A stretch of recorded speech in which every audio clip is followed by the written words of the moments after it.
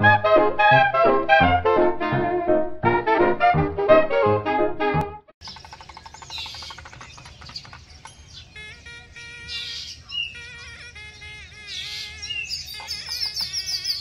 guys, hello மக்களே, வணக்கம், வந்தனம், நமஸ்காரம்.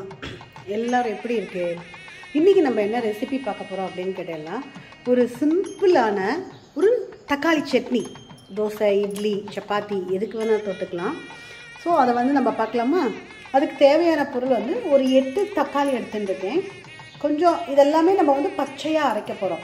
கொத்தமல்லி, பச்சை மிளகாய், புளி கொஞ்சம், இஞ்சி கொஞ்சம், ஒரு 4 பூண்டு, ஒரு குட்டி பீஸ் இஞ்சி, குட்டி லெமன் சைஸ், சின்ன லெமன் சைஸ் புளி, 2 பச்சை மிளகாய், ஒரு 2 வெங்காயம் காமிக்கிறேன் உங்களுக்கு.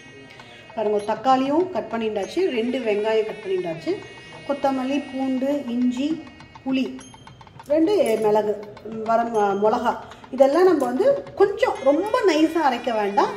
இன்னும் 2 நான் காமிக்கிறேன் உங்களுக்கு, அரைச்சிட்டும் நான் காமிக்கிறேன். இதோடு சேர்த்து கொஞ்சம் கருவேப்பிலையும் வச்சுக்கலாம், மறந்து போயிட்டேன். பாருங்கள், இப்படி நல்லா அரைச்சிட்டாச்சு. இப்போ நான் பாணியை வச்சுக்கிட்டேன். இதில் கடுகு போட்டுக்கலாம்,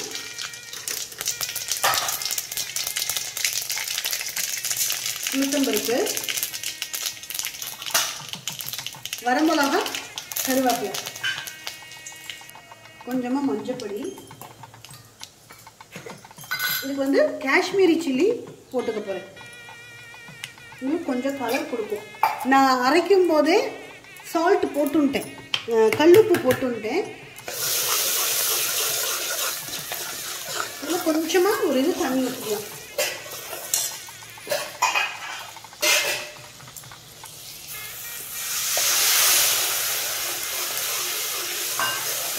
இப்போ நம்ம இந்த அரைச்சதை போட்டுடலாம். இப்படி உங்களுக்கு கலரே சேஞ்ச் ஆகிருப்பாங்க, எக்ஸலண்ட்டாக இருக்கும். தோசை, இட்லி, சப்பாத்தி,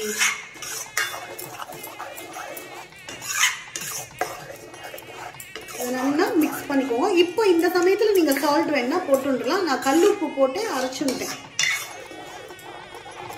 மிக்சியில் கொஞ்சமாக தண்ணி ஊற்றி இது நல்லா கொதிக்கட்டும். பாருங்க, நல்லா கொதிக்கிறது. இன்னும் ஒரு 10 நிமிஷம் கொதிக்கணும்.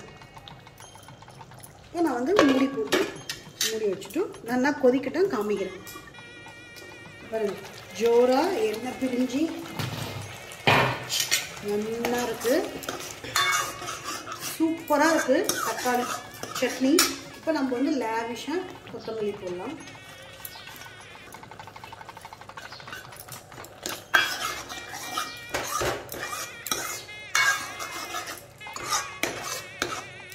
சூப்பரான தக்காளி சட்னி ரெடி.